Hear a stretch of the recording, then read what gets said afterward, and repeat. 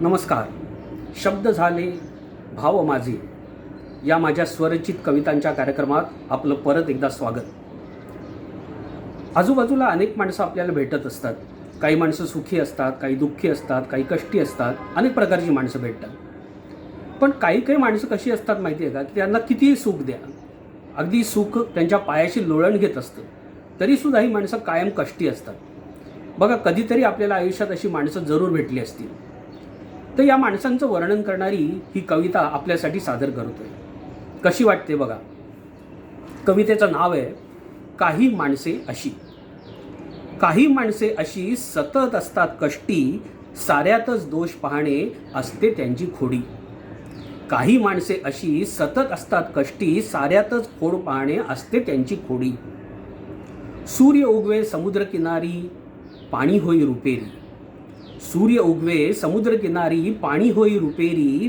यांना मात्र त्यावेळी खारावारा झोंबी. काही माणसे अशी सतत असतात कष्टी, साऱ्यातच दोष पाहणे असते त्यांची खोडी. चिखलात असंख्य कमळे. कमळ चिखलात उगवतं. चिखलात असंख्य कमळे पाहून मन आनंदी. चिखलात असंख्य कमळे पाहून मन आनंदी. यांना मात्र खुपतो तो चिखल कमळाखालील. काही माणसे अशी सतत असतात कष्टी, साऱ्यातच दोष पाहणे असते त्यांची खोडी. प्रवासात यांना खिडकी, जी आपल्याला कधीच मिळत नाही. प्रवासात यांना खिडकी, त्यातून धावते जग. प्रवासात यांना खिडकी, त्यातून धावते जग. खराब रस्ते म्हणून हे चरफडतात प्रवासभर. काही माणसे अशी सतत असतात कष्टी, साऱ्यातच दोष पाहणे असते त्यांची खोडी. खळखळून हसता कोणी.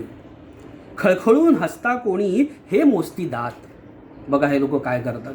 खळखळून हसता कोणी हे मोजती दात. दिसत नाही त्यांना ती गालावरची खळी. काही माणसे अशी सतत असतात कष्टी, साऱ्यातच दोष पाहणे असते त्यांची खोडी. चष्मा त्यांचा ठरलेला. जगाकडे पाहण्याचा त्यांचा चष्मा ठरलेला असतो.